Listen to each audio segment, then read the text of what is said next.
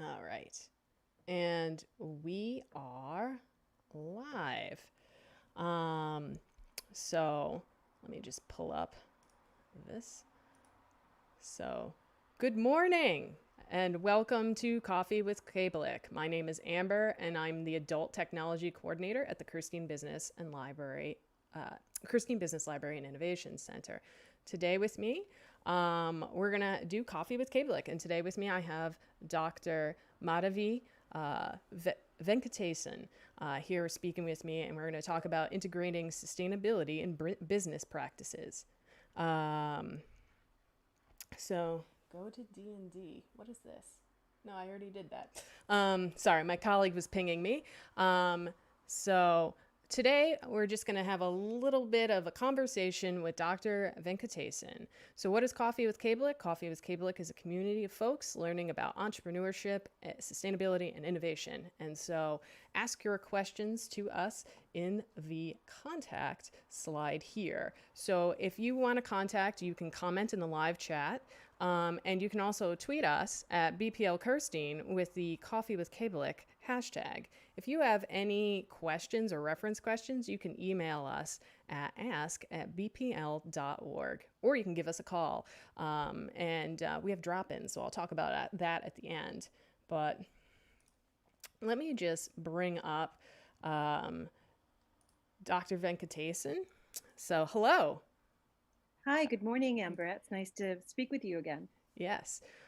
Thank you for joining us today. Dr. Venkatesan is an activist and economist. She currently teaches at Northeastern University and came there in 2017. Before that, she was at Bridgewater State University. She runs Sustainable Practices,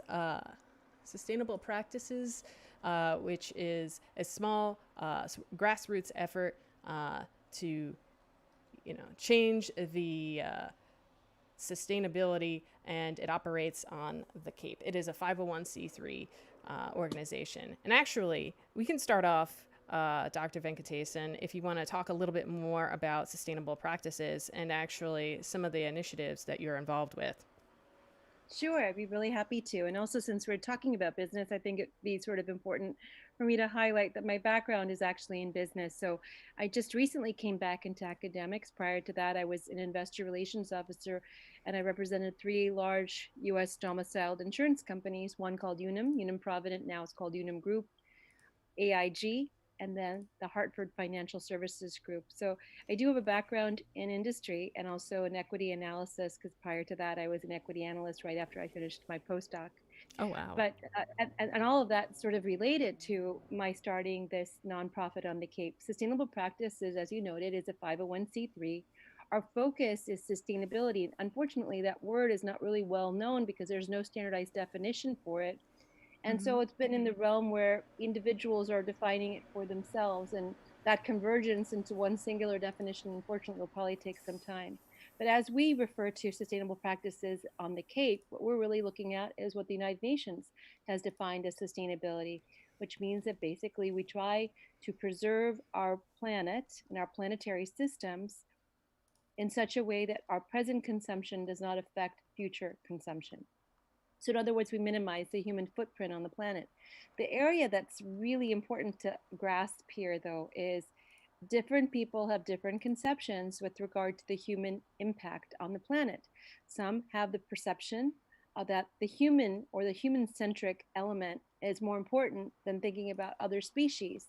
So, there's not necessarily an ecosystem or biodiversity balance. And without thinking about other species, without thinking outside the human reference point, we actually cannot really achieve sustainability. Because fundamentally, as we're seeing currently with the speed of climate change activity, Mm-hmm. we are dependent on ecosystems that we don't even understand in terms of our dependence in terms of the maintenance of them. So that part I really would be excited to speak a little bit more about, but that's just a brief overview. But one quick thing, Sure. we did start a plastic bottle ban campaign last year. It was the Municipal Plastic Bottle Ban campaign. There are 15 towns that comprise Cape Cod, which is Barnstable County. We filed in 11 towns. All 11 towns did adopt. The other four we pushed forward this year at the start of the year.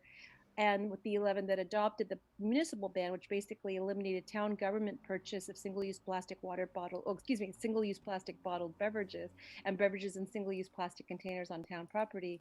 What we filed is what we call the commercial single-use plastic water bottle ban, which will eliminate the retail sale, the commercial sale in grocery stores and any other kind of retail outlet of single-use plastic water bottles of less than 1 gallon size, and that's non-flavored, non-carbonated water. Our goal is to try to get people to be more in touch with their municipal resources, manage their municipal resources, and eliminate plastic waste. Single-use plastic consumption is a great growth driver in terms of profits, but it's only a great growth driver in terms of profits because the majority of the costs are externalized. We Right. don't ever pay for the waste. So I actually just pulled up the information about the bottle ban on the screen just so folks can see. It's on your website, which you can go to. It's just sustainablepracticesltd.org, and you can read more about Dr. Venkatesan's efforts to with the bottle ban. And I had a question. So we were talking about sustainability last week when we were talking. But how do we address sort of the gaps in what people actually think of as sustainability? You touched on this a little bit in your introduction, but how do we educate people on what sustainability is, business owners and consumers? Yeah, fundamentally, the issue with sustainability is it relates to how we interact with each other and the environment. Our economic system, so in many, many ways, sustainability is congruous with economic literacy. So our economic system does not necessarily factor in morality in our decision making. So, in other words, we go out to the store and we purchase things based purely on price, and we are Okay. focused on getting the most we can for our dollar. But we're not necessarily thinking about whether that more that we're getting per dollar is actually coming out of the exploitation of other people in terms of their wages, their safety and health in terms of their job, the environment, other species. Those are what we call externalities in the system. Those are costs that are attributed to the most vulnerable because they don't have the ability to speak out for themselves. Right. And that's where our business is somewhat flawed. That's where our decision making is somewhat flawed. And in some respects, it's also related to how our economy runs. We run on a self gratification based economy because that's actually how it can grow. We measure growth, not we don't measure happiness, but we've made growth a proxy for happiness. Mm. So we get a lot of pushback from people sometimes that say, "Oh, that's not possible." But we've only been in this kind of economic framework for about 70 years. Prior to that, small localized economies in various places in the world where people felt an interconnectivity to one another in many ways reduced the ability to exploit certain groups of people, at least amongst themselves. Right. Not to say that exploitation has not always existed, it has, but that's perhaps maybe more of a limitation of some people that's been expressed on the majority of people. But Mm-hmm. I think when we think of sustainability, it's really about critical thinking, sitting back and thinking to yourself, if I'm buying based on prices and I know that those prices are coming out of the exploitation of the environment and other people, how can I continue to perpetuate this type of purchasing cycle? Why don't I get involved to ensure that along the supply chain, there's no harm that's being done? Consumers, individuals have the greatest impact on it, especially if we come together. It's not about regulation, and that's unfortunately the way a lot of people seem to think. But Okay. remember, yeah, because people who are in office because they've been elected to office, which means that they represent the mindset of their electorate. So if people are not educated with regard to Mm-hmm. how their choices are actually leading to the lack of sustainability or increasing exploitation, or basically directly tied to social and environmental injustice, how are our leaders going to necessarily mimic that given the fact that they want to be reelected, so therefore they're going to mirror what they believe is a Mm-hmm. popular stance? So actually, we do have a question. Tina Johnston commented that that's amazing. I think it was in reference to the water bottle ban, but she also asked, would the bottle ban extend to takeout services as well? And I think this touches on a little bit of what you were saying. Like we all sort of have to take part in this sustainability or maintaining the sustainability in our communities. Well, just to ask, to reply to Tina's comment, yes, it would eventually move into the takeout Mm-hmm. realm as well. Fundamentally, plastic bottles, single-use plastic bottles, are a perfect example of life cycle costs that we Right. don't take into consideration. And that's the vantage point or the angle that we take in our grassroots movement. And so for that simple reason, what we are trying to do with our grassroots movement is educate people with regard to the life cycle of their consumption choices. So that way, when they think of takeout items, they would also think to themselves, what is the other manner in which I could consume outside of just taking more cutlery and plastic? It's really about eliminating convenience waste. And that's a really great point and a really great question. So we believe that we have to educate, Mm-hmm. to legislate, and by so doing, that means that when you finally do put a rule in place, people understand what the meaning of that rule is because they've already started to buy into it Mm-hmm. and are already looking forward to the next thing. Ah, okay. So you touched a little bit on grassroots, and your organization is a grassroots organization. Um, how important is it to make changes at this level, or changes, or systemic changes at the grassroots level, rather than at the top level, like the federal level? Like, what are some advantages or disadvantages of doing it at the grassroots level? And Can you speak a little bit more about some of the changes that you hope to bring? At the grassroots level, we have a direct relationship with what's happening in our local communities. That's Mm-hmm. number one. That's the positive. The negative is that unfortunately we've become a country where we're more comfortable being told what to do, and that comes from a federal government as Yeah. opposed to coming from our individual understanding of a situation. It's a way of, in many ways, of just sort of postponing the responsibility by waiting till it finally gets bad enough that the federal government steps in. And that's really what you should be thinking about when you think about when the federal government steps in. They step in when the problem is something that you can't ignore. When we're Yeah. at the local level, we get to start to see it when it's beginning to emerge. So we have so much more impact on the local level. The grassroots movements have so much more impact in terms of actually humanizing an issue Mm-hmm. because you can actually make it tangible when you speak to your neighbor. Exact. Ideally, ideally, what you'd want to have is a situation where the grassroots movement is occurring, promoting change on the local level, incorporating local regulation that moves up perhaps to the state level, and then having, for those individuals who won't buy into the needed changes because we have a very very faulty assumption of what freedom means in this country, and I'm going to get to that in 1 second. we need we need federal regulations at some point just to help us with those that maybe 35 or 40% that really is refusing to listen. And Mm-hmm. what I mean by that is freedom is fundamentally a responsibility. In order to have it, you have to have responsibility to its maintenance, which means you need to look at how you're using it and that you're not abusing it. It is not a right that you can do whatever you want whenever you want without any consequence to yourself or anyone else being involved in the decision making. And unfortunately, the context of the understanding of freedom has been obscured, and people believe that they have a right to consume this or do that without taking into consideration that we are a community and your freedoms end where mine begin. We have to have some ability to interact so we don't harm one another with our exercise of our individual freedoms. Okay. We have another question from Ducan. I like the idea of sustainable business practices and cutting our carbon footprint, but is it more expensive up front?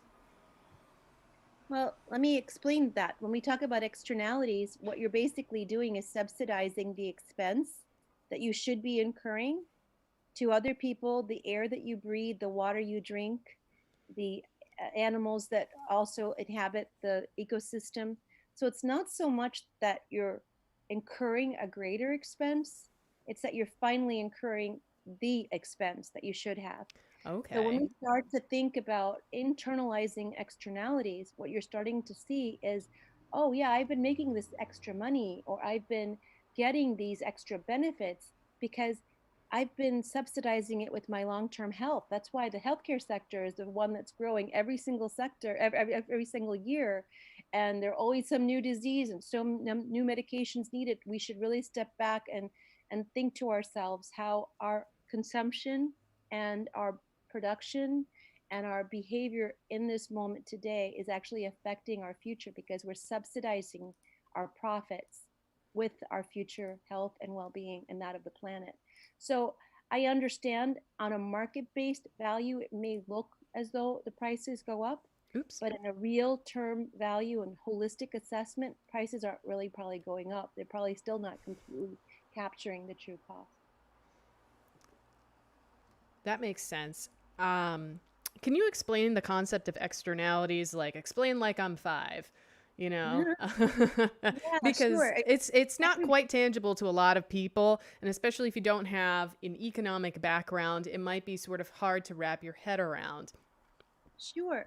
Um, Externalities are basically things that occur which are not part of the transaction or the activity, but are either they could be beneficial or not beneficial to the parties involved and as well as other parties. So let me give a simple example. When we drive a car and we are using fossil fuels in that car, Mm-hmm. the goal for us, the price that we're paying in terms of the gasoline that we put in our car is related to the refining of it, the extraction of it, the perhaps the transportation of it to the gas station. But the part we are not paying for is the pollution that it emits as we're driving.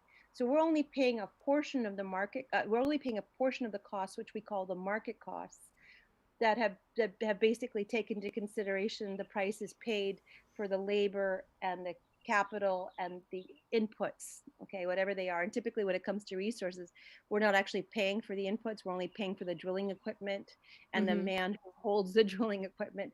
So we're not paying earth back for the actual removal of the oil.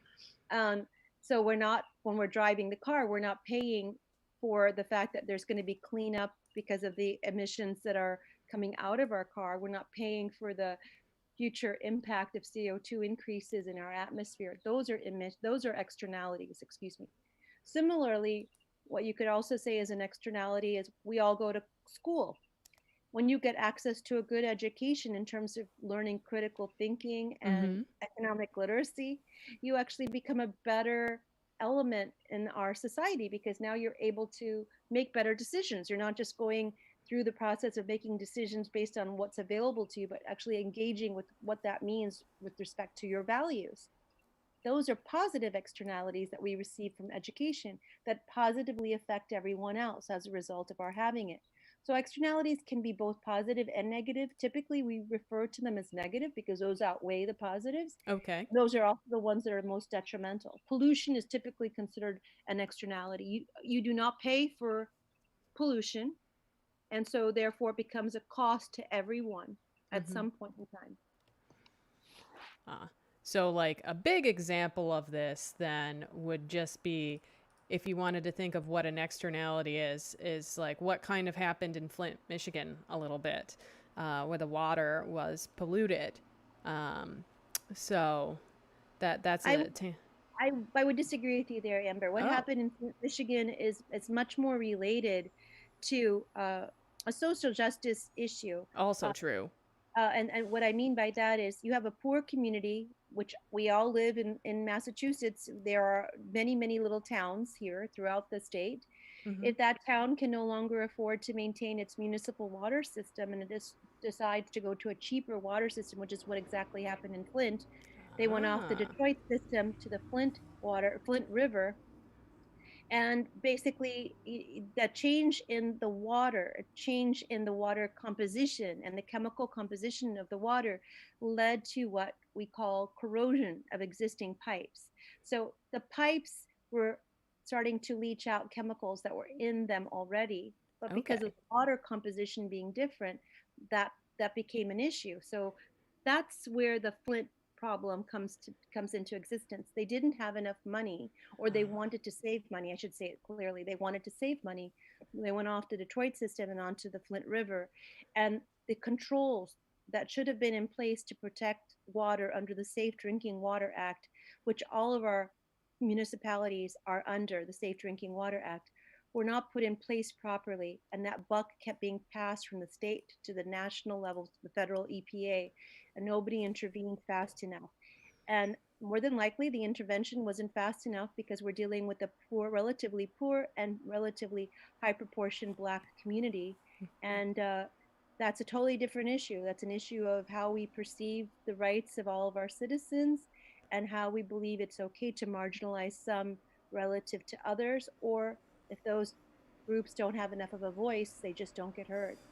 So it's a different issue altogether. But I would just say that, in my opinion, Flint was a national issue because it was in the paper and we Mm-hmm. all are American citizens, and we all should have been the ones that we should have held the government, the state, the local elements in Flint responsible to protect our people. Those were our people, and we failed them.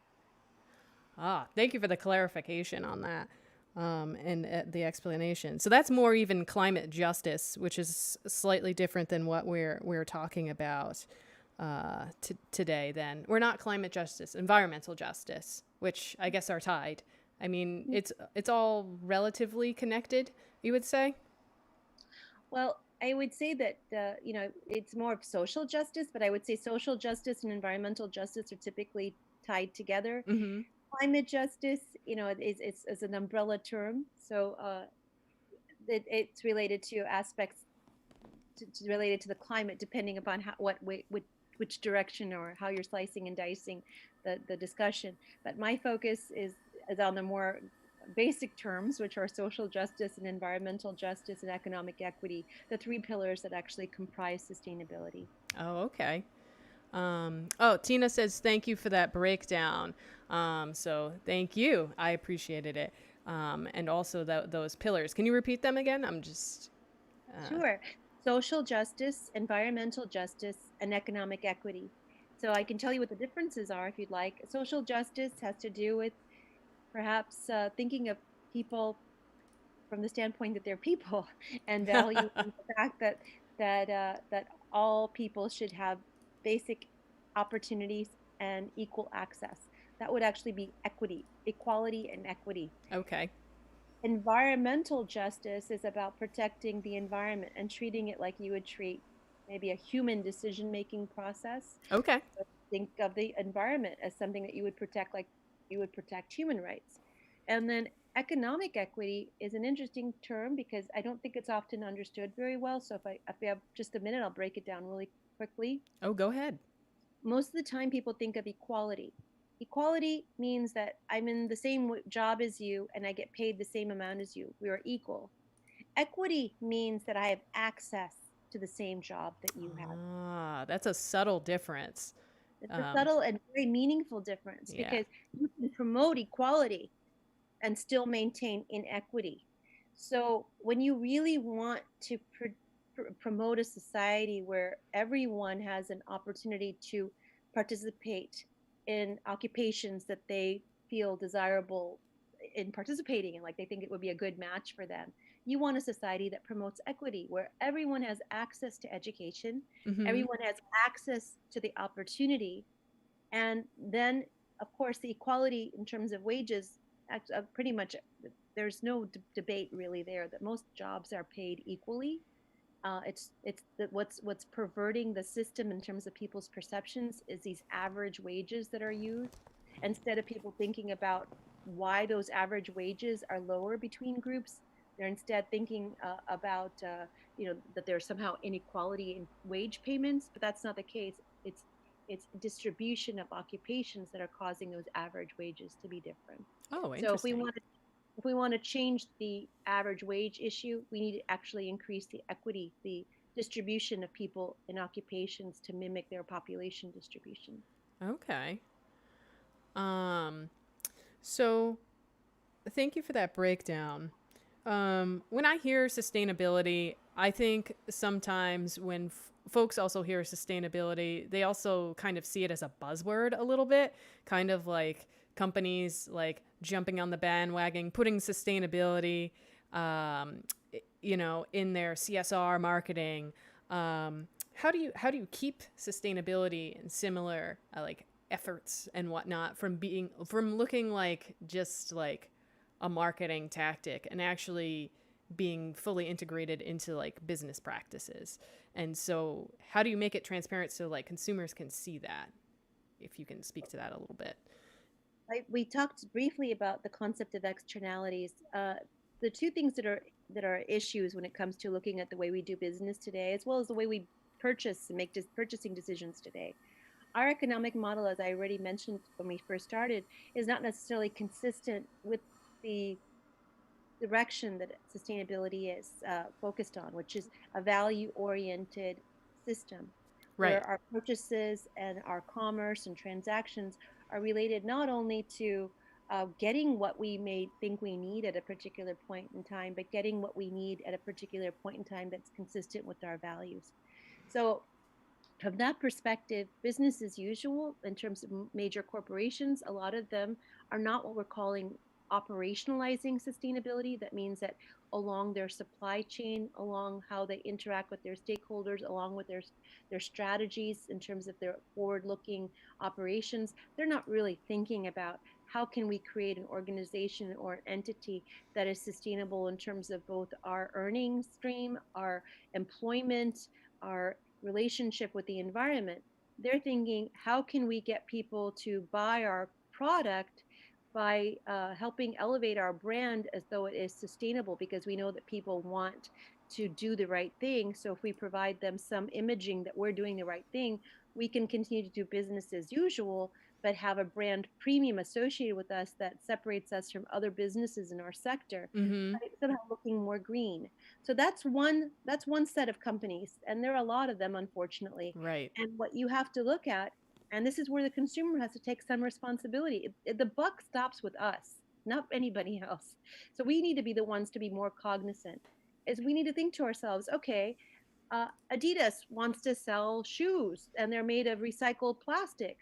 Does that make sense? Is this actually a product that is adding to the sustainability of the world, or am I just basically helping contribute to what would be called as waste diversion, taking some garbage that would have been thrown away and now diverting it into these shoes, which will eventually be thrown away, to make myself feel like I'm somehow contributing to something green? Or can I be critical here and think to myself, I'm just really contributing to more plastic in the world, because that plastic in my new shoes is not going to be reused again, and during the Yeah. same time period the petroleum industry is going to continue to make more plastic. So the question is, instead of just buying into what people tell you, let's start to engage with what we are buying to be the driver of our consumption, rather than someone who just blindly consumes based on the labeling of our consumption. So sustainability, you're 100% right, is a buzzword. It's greenwashing for a lot of Mm-hmm. organizations, but we have the ability to look and discern very clearly and quickly as to the true sustainability of a company. And if we don't think it's sustainable, we should be asking and demanding for it to provide transparency into its supply chain. And the first question that comes out of a lot of people is, well, I'm just one person. I can't do all this. I have one simple answer. I'm just one person myself. And I have an organization on the Cape that I started as just one person that has grown, and we have representatives in every single town. We may be small, but we're large. We're small in the sense we don't have thousands of members, but we're large in the sense that we encompass the entire Cape. And so if I can do that, I'm Mm-hmm. sure that anyone else can too. It's a question of wanting to. It's a question of being willing to live with the hypocrisy of our choices, or saying that we're going to live with our values. Right. And there is a little bit of a follow up question to that. Sherry Murphy asks, I thought about that for companies like Allbirds, the shoe company. They are recycled, but what do we do with them after? Are they just thrown away? Or then are they just thrown away? Um, I I'm not sure about how Allbirds like sources or what they tell consumers to do. Uh, Majority of the responsibility at waste comes to the consumer. It doesn't it's go true. back to the corporation. So even if the producer had suggestions, more than likely they're not going to be taking on direct responsibility of the disposal of their product. This is a perfect example of why we should be thinking about the product itself. No matter what we purchase, we are creating waste. That's just a given. No matter what we purchase, we are promoting some lack of sustainability because any item that we use is more resource intensive than we probably recognize. And every item of clothing has a lot of resource attached to it. So, from that simple reason, we should be looking at products that have long lasting life, number one. And Mm-hmm. number two, at the point of disposal, they are either biodegradable or they burn clean. Because nowadays we are moving towards a situation where landfills are getting full and full and full. And hopefully we will learn that digging a hole and throwing our trash does not make us sophisticated as a society. But burning trash is actually polluting one of the three things that we need to survive: air, water, and food. Right. So we need to change the composition of that trash that we burn, because that's perhaps where we're headed, is that we're going to have to be incinerating and composting more as we move forward.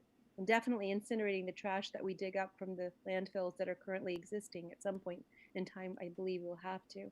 But if we can be smart enough to think from a closed loop system, we understand that the disposal is going to be part of the process of our consumption, and buy and engage in products that are organic, that reduce the adverse footprint, and we can control in terms of scrubber units on our incinerators because we know what their composition is. That would be the smartest way to go. Ah, okay.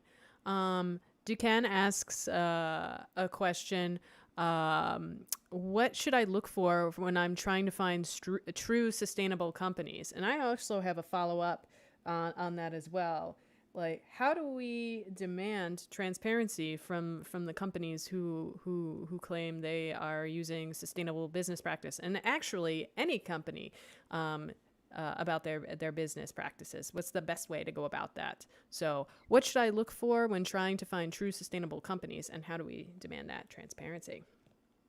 Well, I'm going to start with your question first, Amber, and then I'm going to go on to, I think you said Dukan, Mm-hmm. his question. So this is the first thing is, you hear oftentimes people talk about divestiture. I would never advocate for divestiture. And I'm going to explain why first, and then hopefully that will make sense to What everyone. is divestiture? Because I don't know. So a divestiture is if I hold stock in a company, and as a shareholder, as a stockholder in that company, because I don't believe that company is doing sustainable type of operations, I sell their stock. This happens a lot with regard to fossil fuel companies. ExxonMobil, there's been a huge divestiture campaign, getting large entities, universities, to divest their interests in fossil fuels because there has been a strong growth engine in terms of financial return, but Okay. obviously making your financial return off of the greenhouse gas footprint on the planet. Um, so the reason why I say divestiture isn't what I'd advocate as a former investor relations officer. If you sell this stock, somebody else is going to buy it for that return, and that person's buying it because they want that return. If you Right. sell stock and everybody else has the same value as you do, in terms of, let's not buy stocks in companies where they're benefiting off of harming the environment, yes, then fine, selling the stock will mean that no one will purchase it. The stock will go drop down in value and will represent the values that the general investor has. That's not the case today. We still have a very divided population in terms of people's perception of things, and we also have people who are still very focused on their own individual gratification and returns. They don't care how it impacts others.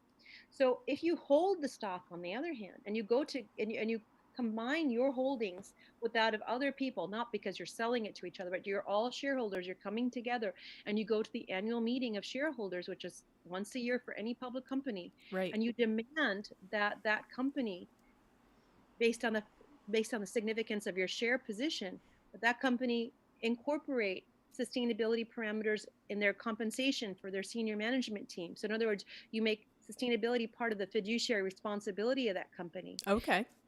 And then you demand that there is some sort of transparency in the supply chain. You, as activist shareholders,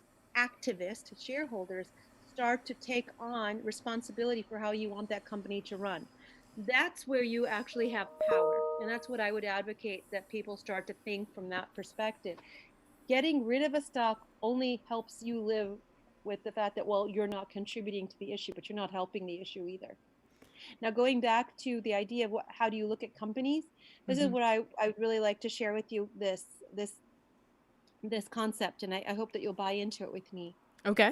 We are in an emerging time where, first of all, as I stated at the beginning, the concept of sustainability is not widely understood, Right. and people are still understanding how to engage with it. Every company is not sustainable. No company out there is sustainable. Okay, it's not a question of that there's one greater than the other. It's a question of relative sustainability compared to the prices of their product.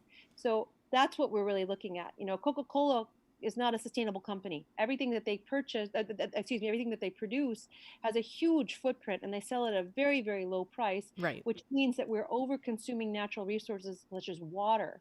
You know, it takes almost 4 times the amount of water to make a Coca-Cola that's in a 16-ounce bottle. Then you, and then on top of it, because it's a sugary drink, you need to drink more water. So you're exceeding your water footprint when you drink a product like that. So that's just a simple example. Coffee, another perfect example. We consume a whole lot of it, but it's not a sustainable product at the price that we pay for it. So if I could just engage with that question that was asked by saying more that what it boils down to is not so much how sustainable companies are today, but how you as an investor can start to push the dial to promote sustainability in companies for tomorrow.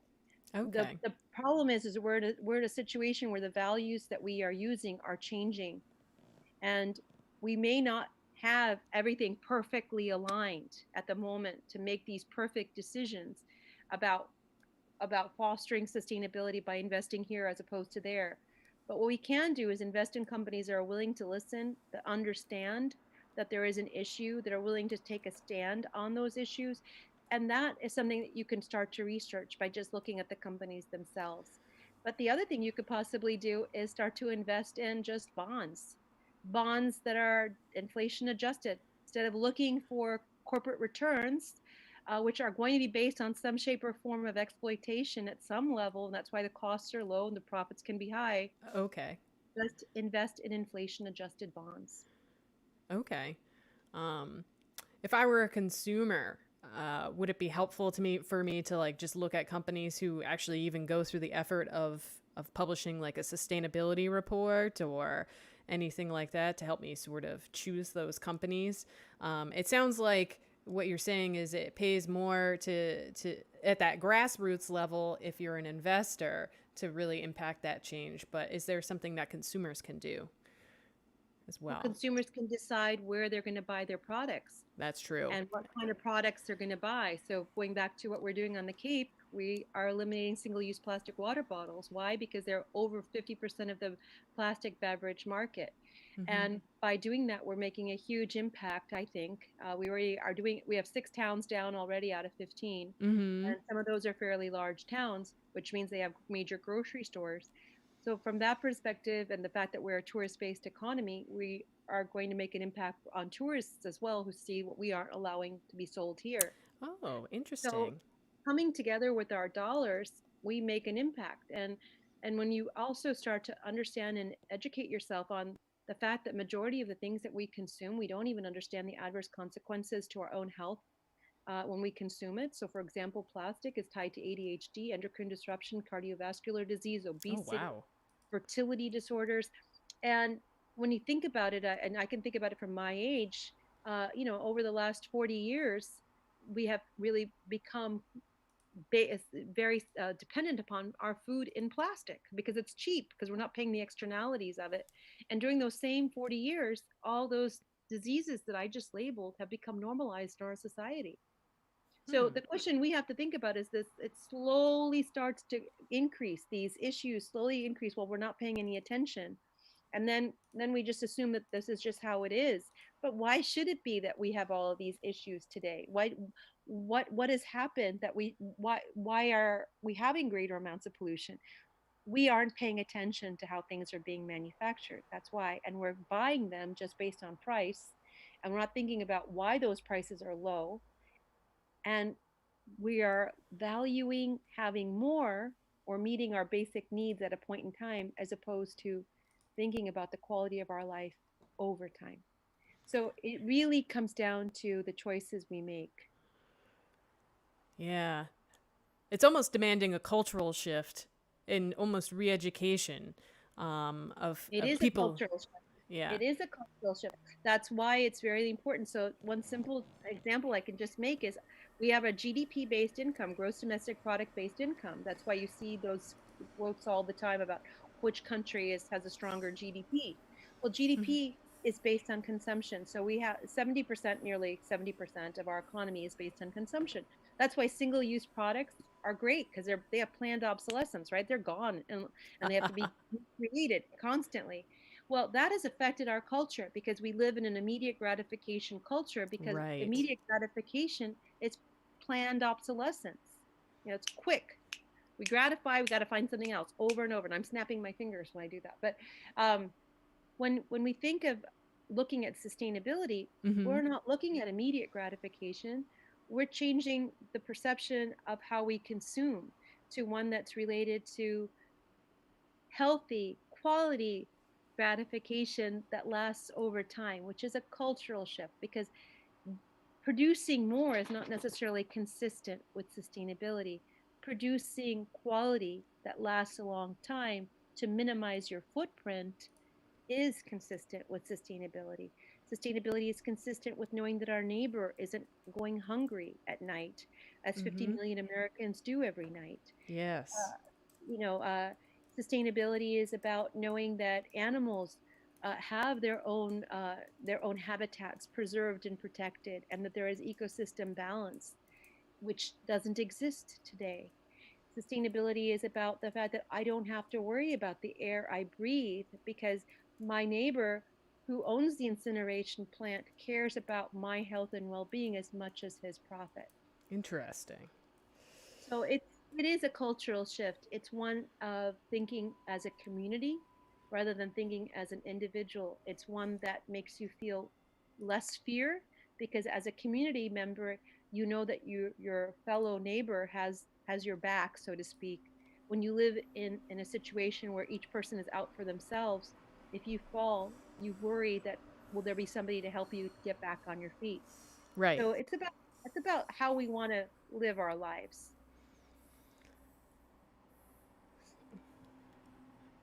Indeed. Let me just check. Ducan had a comment saying, "This has gotten me a lot to think about. This is very interesting." And it's one of those things, Ducan gave me some thoughts as well, because it's not something that you think about. And you've touched on this quite a bit. We just sort of walk into a convenience store. We pick up that bottle of Gatorade. You know, we toss it in a recycling bin, which honestly, like, is mixed with other plastics that might not be recyclable.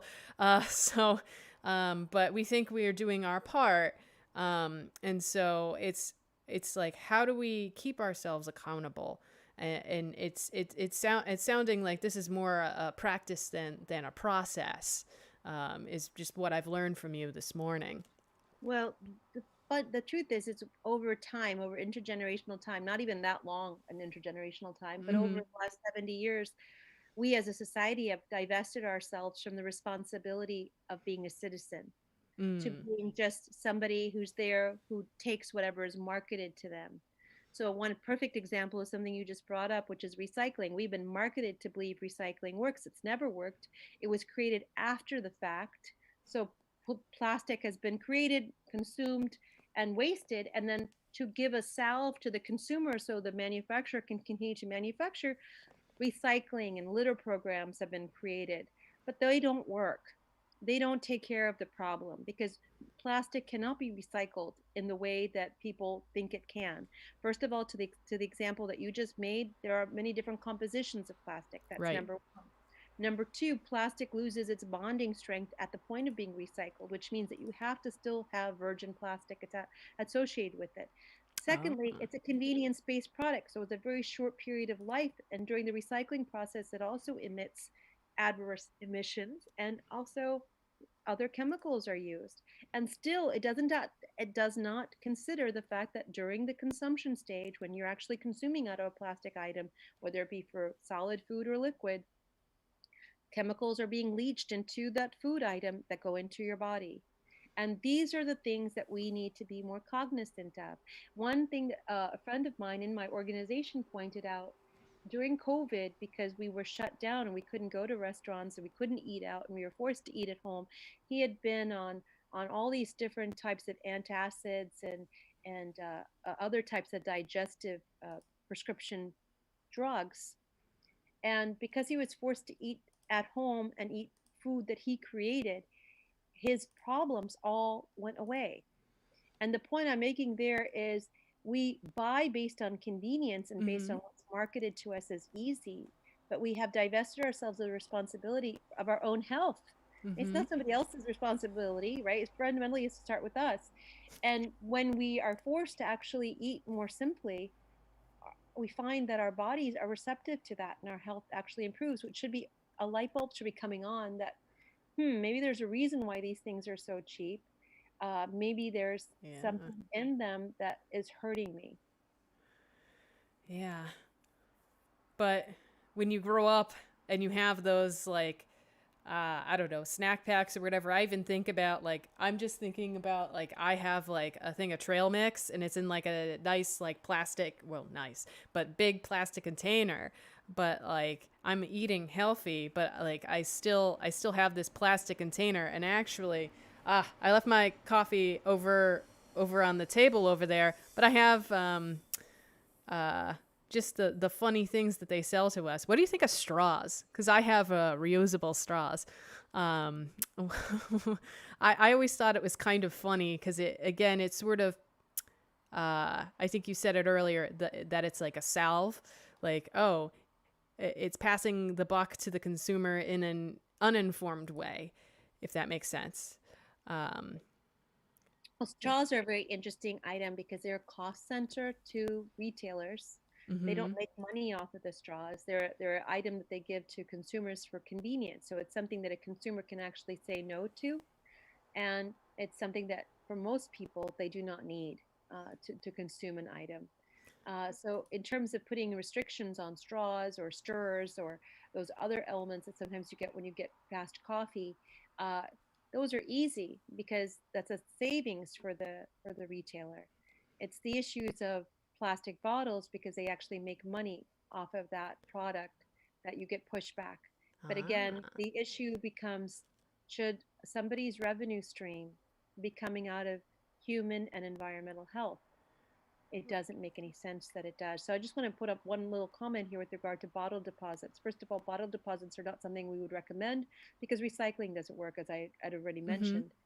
But the reason why manufacturers of these products don't want bottle deposits is because they really wouldn't make any profit if they had them. They basically sell at a wholesale value these single-use plastic bottles at about 10 cents to 12 cents to the retailer. The retailer then marks that up to $1.50. So they're Mm-hmm. getting, getting a good chunk of revenue from that one item. But if you put a 5-cent bottle deposit, that basically eliminates the profitability for the manufacturer. That tells you how much is externalized in cost. So Nestle Water, Ah. Dasani, Aquafina, Yup. they are they are not paying the full cost of the detriment that they put to the environment. And on top of it, they are creating what we would call water justice issues in communities because most of their water is bottled in small towns in the United States that don't have enough of a voice to be able to say that their waters are being depleted by these large manufacturers who are pumping their water, using it, and then selling it, oftentimes within the same state. And then that means that that water doesn't even get evaluated because FDA only regulates water that goes across state lines. Oh, see, I So didn't most, know that. yeah, most people don't even know what's in their bottled water, and the false assumption is that it's safer. But your municipal water is tested and has to meet the Safe Drinking Water Act standards. Okay. And and in most communities that does happen, and and they surpass it. And also, if you think of your water as your own asset, your own municipal asset, then it's something that you're going to try to protect. But if you're going and Mm-hmm. you're transacting to buy water in a bottle, first of all, you don't know what's in it. Secondly, you don't have a connection to it. It becomes a thing, a transaction item. So one of the greatest things that we can do is try to start pull back on transaction items and look at things more in terms of our local economy. Where do they come from? How can I protect and preserve them? What's the quality of it? So like when you buy your vegetables from a local farmer, you know what you're getting. When you drink your local tap water, you know what you're getting because it's right Mm-hmm. there on the website. We need to take that back and take on that responsibility and take on that knowledge, and then also because we have it, start putting higher demands on the qualities that we want to have in the food and the environment that we live in. Sure. We have one comment. Danielle says, I couldn't agree with you more, Dr. Venkatesan. So glad to have this reminder today. So I just wanted to point that out. Now, let's say I am Johnny, small business owner. Is there something that, or is there some advice for a small business owner who wants to integrate sustainable practices into their operation fully? Do you have any advice for that? Well, I think the small business owner, especially on the Cape, which I can speak to perfectly because I live on the Cape, Right. but even in another setting, the small business owner is a member of the community. So they directly are aligned with what's in the good best interest of their community. That's number one. So by putting in organic foods into their and reducing preservatives, using takeout containers that are environmentally friendly, encouraging their customers not to ask for cutlery, to to eliminating and reducing anything that will eventually be disposed of after just a moment's consumption and use, Mm-hmm. it doing a great educational service is probably going to be elevating their brand because they're becoming more and more sustainably minded individuals out there. Um, in terms of also reaching out and getting the publicity through the news media, they can also Ah. help elevate the fact that they are doing business not as usual, but in the best interests of their communities. I think that there is a tremendous opportunity today where people really want to see that transparency for small business and local environments to take a tremendous lead to promote the sustainability at a grassroots level and at the same time also be able to garner greater support in their communities for their business. And I really hope and encourage businesses to do so. Thinking of short term profit because you don't want to lose a few $1,000s today without thinking of the fact that eventually that change is going to come, but you wouldn't have been part of the movement for the change, but one of the people that was fighting against it, I think will be a very sore spot to look at in hindsight. Right. Oh, well, thank you for that.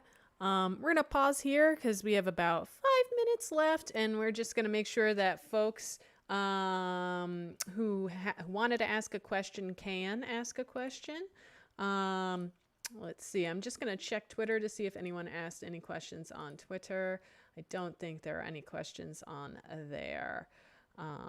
But thank you, Dr. Venkatesan, for all the wisdom you dropped today and setting us straight. Um, I don't know if you have any parting thoughts that you'd like to share with the folks out there. Well, I would love to encourage that people who are interested in what I've discussed with you today or shared with you today, please take and consider going to our website, sustainablepracticesltd.org. We're located on the Cape. We are hoping that our messaging and our educational platform will be something that other towns and communities and individuals can adopt. And we are very optimistic for the future because we have to be. There are issues that we have created over the last 70 years, but it's only been 70 years, and we can fix those issues not by thinking of some ingenious technology, but thinking about something much more simple, which is how we want to engage with our planet and each other. I feel like some of the simplest changes are usually the hardest to make. I think there's a tendency to want to throw technology at a problem, but really it's an adaptive change that we all have to make as a society and as a global community, rather than just being like, oh yeah, use this machine. It's going to recycle all these devices. But, you Well, we know, have to remember why we think that way. We think that way because over the last 70 years, we've been taught indirectly that the human system is the dominant system and the environment is a subset. or resource within our human system. I think it's becoming much more understandable and much more tangible to people as well that we are a subset of the environmental system. And so we are not the ones that determine how and what Hmm. occurs in our environment. The environment has a balancing act of its own, and we need to become aligned to that rather than forcing an alignment to the human system. We don't know enough, and we need to learn and sit back and watch. It's so true. Oh, thank you so much, Dr. Venkatesan, for taking the time today. I just have a couple of words at the end, just for folks, if they have any questions about starting a small business. I wanted to thank folks first and Dr. Venkatesan for speaking with us today. But if you're looking for research help or if you wanted to start your own small business, I put the contact information up on the screen. You can email us at ask@bpl.org. The Boston Public Library, if you want to do research, we have a wonderful collection of books and journal articles that you can use with your library card from home. And so some of the topics that we talked about today, you can definitely search them in our catalog and in our journal databases to learn more. And just a couple of things upcoming. Let me just switch here.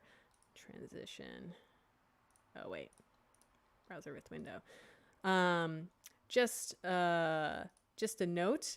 If you wanted to, oh, here's a book that we have. You can search our catalog for things like sustainability. We have a variety of ebooks and print books as well. But I just wanted to point out that we do have upcoming events. And if you wanted to find out some more events, including the next Coffee with Kablik, which is October 13th, that's another Tuesday because it's after the holiday weekend. You can find those on our website. You can go to bpl.org and click on the calendar, and you can search for our section of the events by clicking on the Kirstein Business Library and Innovation Center classes. And you'll see all of the upcoming listings. Again, I'm just going to check to see. Oh, we have another comment. Let's see. It says, really interesting topic. I hope to do with more regards to sustainability with our ecosystems. Well, thank you, Flower. It's one of those things, it's something that we just don't think about. And I wanted to thank Dr. Venkatesan today again for her time. So have a great... My pleasure. My pleasure. Thank you so much for having me. It's my pleasure. Thank you. Thank you. Well, have a great afternoon, and thank you again. And if folks have questions, you can email us at ask@bpl.org. And my colleague popped that in the chat for us. Thank you so much. Have a good afternoon, or actually, good rest of your day. Bye. Bye-bye.